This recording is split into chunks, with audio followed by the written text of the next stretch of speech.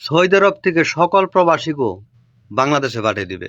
একবার কাগজে লিখে রাখেন, কাগজে লিখে রাখেন। ভিডিওটা ধৈর্য সহকারে দয়া করে শুনবেন সবাই।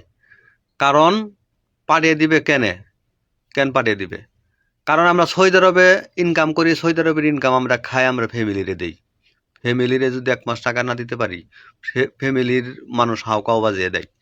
তাহলে আমরা তারপরেও আমরা এই দেশে চুরি করি, ডাকাতি করি, বদমাইশি করি, টাকা কজন মানে একজনের কাছ থেকে নিলে দিতে চাই না। মানে আমাকে কালচারটা তো ভালো। তারপরে মূল কথায় আসি।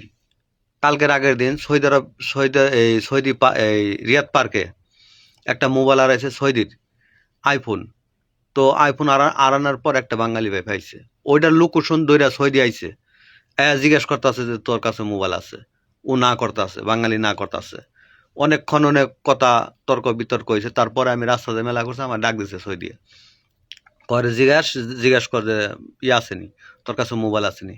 পরে আমি জিজ্ঞাসি, ভাই যদি আপনার কাছে মোবাইল থাকে এই দিয়ে দেন। তার কারণ সৌদিরা এই মোবাইল মানে আমরা লোকে রাখার কোনো সিস্টেম নাই, আপনি দিয়ে দেন, তাতে আপনার কিছু হইতো না।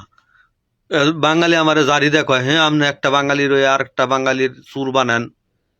এটা মানে হ্যাঁ মানে এতই মনে হয় যে হ্যাঁ মোবাইল পাই নাই।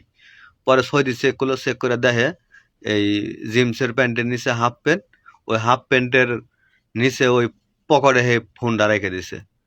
পাইয়া সৌদি মনে হয় ২টা যে কান পেঁচে থাপড় মারলো, থাপড় মেরে পুলিশে ফোন দিছে। পুলিশে ফোন দেওয়ার পরে পরে আমি ওকে এই সৌদির অনেক বুঝাইলাম, দেখ মালিশ টালিশ করলাম, মাপ টাপ চাইলাম, দেখ বড় ভুল হয়েছে। তাহলে একটা বাঙালির সামনে আর একটা বাঙালি বিপদ হোক, এটা কেউ চায় না, যত খারাপই হোক। পরে আমারে হঠাৎ করে কয়, সৌদি কয়, তুইও কেউ ওর সাথে আসত নি? আমাকে তুই না আমার ডাক দিলি, তুই আবার আমারে চোর বানাস। কয় কুল্লু কুল্লু বাঙালি, কুল্লু বাঙালি আলী বাবা, মানে সব বাঙালি চোর। মানে একটা বাঙালি চুরি করে ধরা পড়ছে, সব বাঙালি চোর। তাহলে দেখেন, এই শিগগিরি দিয়ে পুলিশ আই পড়ছে, পুলিশ আই ধরে নিয়ে গেল। তাহলে যে একটা বাঙালির নিগে ব্যক্তি বাঙালির বদনাম, তাহলে কিভাবে থাকবো কন? এই সৌদি আরবে লোক রাখবো এই অবস্থা করলে? যে পরিস্থিতি শুরু হয়েছে সৌদি আরবে, দেখবেন ২ দিন আগে আর পরে সব দেশে পাঠিয়ে দিব। এই বাঙালিগো রাখবো না, বাঙালিগো এই স্বভাবের জন্য। স্বভাব এত খারাপ। ভালো থাকবেন সবাই। ভিডিওটা বেশি বেশি করে শেয়ার দিবেন, যেন এই ধরনের কাজে থেকে বিরত থাকতে পারে, মানুষের যেন উপকার আসে। ভিডিওটা বেশি বেশি শেয়ার করে দিবেন।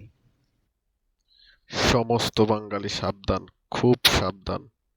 তোদের একজনের জন্য যদি হাজার জনের সমস্যা হয়, এই কাজ কখনোই করিস না।